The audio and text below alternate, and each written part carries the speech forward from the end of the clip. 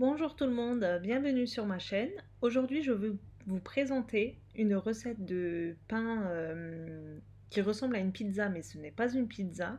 C'est un pain que vous pouvez consommer tout seul comme il est, avec une salade, ça passe super bien. Ou alors accompagné d'une charcuterie par exemple. C'est vraiment super simple à réaliser. C'est une pâte qu'on ne va pas pétrir à la main. Vous allez voir, je le fais avec une technique super simple. Il n'y a pas besoin de pétrissage et malgré ça, on obtient une pâte qui est extrêmement moelleuse et qui a super bien levé, comme vous le voyez. C'est vraiment très très simple avec des ingrédients basiques. Il faut juste que vous ayez du fromage, quoi, en fait. Voilà, donc si vous le souhaitez, on peut passer à notre recette. Pour cela, j'utilise 200 millilitres de lait tiède.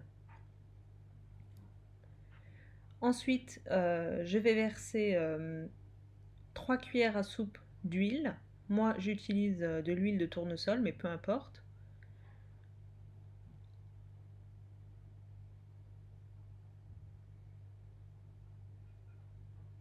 Ensuite, j'ai un œuf entier.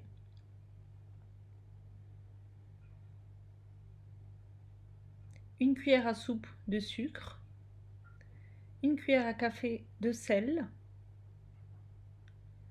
et j'ai un sachet de levure boulangère, de levure déshydratée en fait. Voilà. Et je vais venir mélanger tout cela jusqu'à ce que ma levure fonde dans mon lait. Vu que le lait il est tiède, ça va fondre assez rapidement. Veillez à bien écraser la levure en fait.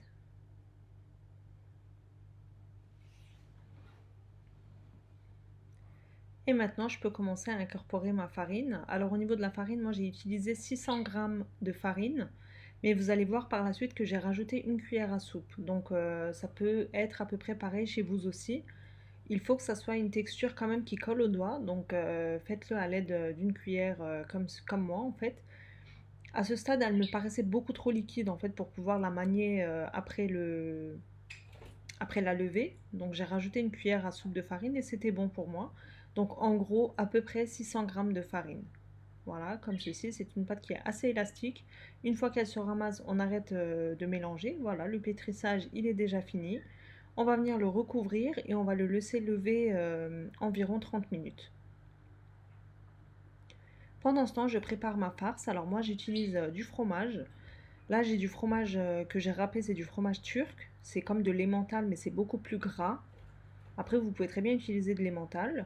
Et ensuite, je viens émietter quelques morceaux de fromage de type feta. Je viens les mélanger les deux et puis j'émiette mon feta. J'évite de laisser des gros morceaux en fait. Et je les mélange grossièrement. Vous pouvez très bien rajouter les fromages que vous avez dans le frigo, hein, ça sera tout aussi bon. De la mozzarella, du comté, ce que vous avez à la maison, hein, même du camembert, vous pouvez le couper en morceaux. Voilà, donc à peu près la moitié, je le prends dans ma paume de ma main et je forme une boule. Donc je divise mes fromages en deux en fait. Donc il y a une partie, celle que j'ai mis en boule, je vais la mettre dans ma pâte et le reste, je vais le parsemer sur le dessus. Vous allez le voir. Donc là, pendant ce temps, ma pâte, elle a eu le temps de lever. Donc environ 20 à 30 minutes, c'est suffisant. Elle n'a pas besoin de gonfler énormément. Voilà, donc j'ai fariné ma table. Je viens dégazer ma pâte au début, comme ceci. Comme vous voyez, malgré qu'on ne l'a pas pétrie à la main, c'est une pâte qui est très souple.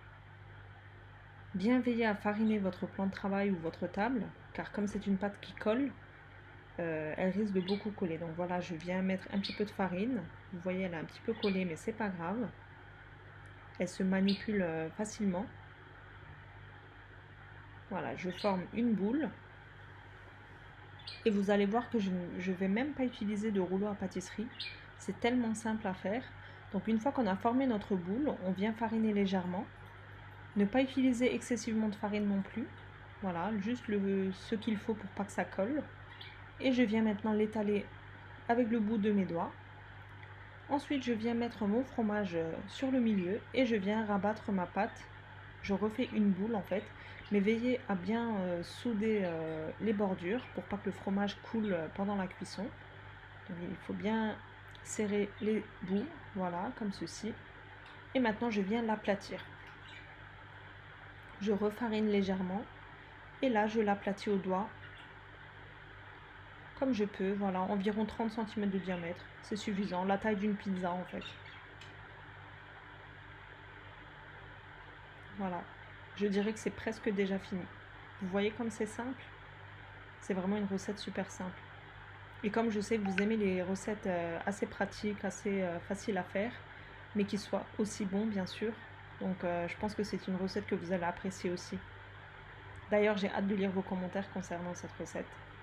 Voilà, donc là j'ai mon plateau qui va aller au four, donc il est grand, hein, c'est un diamètre de 42 cm. Donc ma pizza, elle fait à peu près 30 cm. Bon, ma pizza entre guillemets, hein, mon pain, voilà. Donc là j'ai un jaune d'œuf, je viens badigeonner toute la surface. Pendant ce temps, j'ai préchauffé mon four à 180 degrés. Chaleur tournante ou statique, peu importe. Faites comme vous avez l'habitude de cuire vos pâtes. Et là maintenant on vient venir parsemer le fromage qu'on avait mis de côté. Alors au début j'ai mis les feta.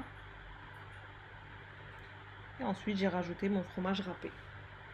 Mais comme j'ai dit, vous pouvez utiliser le fromage que vous voulez. Mais si vous voulez que ça soit bien gratiné, veillez à utiliser quand même un petit peu de mozzarella râpé. Vous aurez un joli côté gratiné. Voilà. Donc mon pain, il est prêt à partir au four. Franchement, ça ne prend même pas 10 minutes de le faire. C'est tellement rapide et tellement simple. Ça change des pains ordinaires en fait. Voilà. Et là, je vous ai de nouveau filmé l'étape de la cuisson, car je sais que vous aimez ça. Pour le temps de cuisson, moi dans mon four, ça a mis environ 20 à 25 minutes. Mais comme je le répète tout le temps, ça dépend de votre four. Donc ne vous fiez pas à la durée. Donc bien surveiller votre four. Ça peut être plus, ça peut être moins. Voilà, le fromage il a bien fondu. Et là, il va passer à l'étape à être doré, bien gratiné. Donc légèrement croustillant sur le dessus, mais tellement moelleux au niveau du pain. C'est vraiment très très bon. Et là, vous voyez comme il gonfle. Vraiment, n'hésitez pas à tester cette recette. Vous ne serez absolument pas déçus. Et c'est d'une simplicité, vous serez choqués par vous-même, tellement c'est simple. Et bon surtout.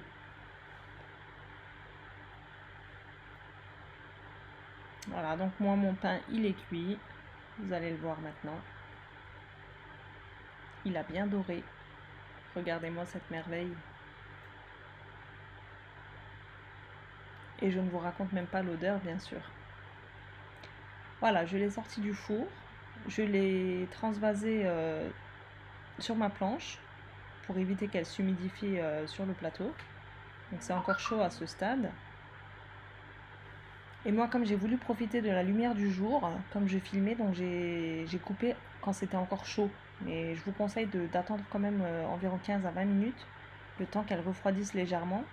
Donc moi, comme je vous dis, elle était très chaude encore, donc je vous ai coupé pour vous montrer l'intérieur, mais malgré ça, elle était vraiment super moelleuse.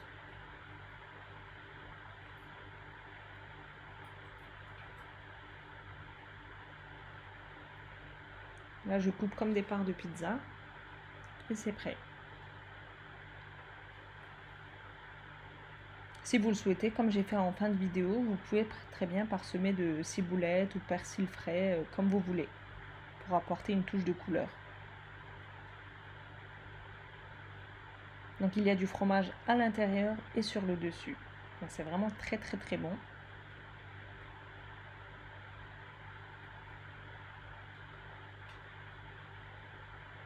Et je pense que vous voyez par vous-même que c'est super moelleux. Ça se voit à la découpe aussi.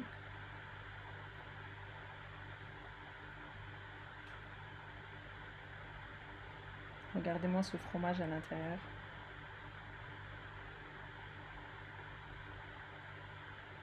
C'est magnifique. D'ailleurs, j'ai vraiment hâte de lire vos commentaires concernant cette recette. J'espère sincèrement qu'elle vous aura plu.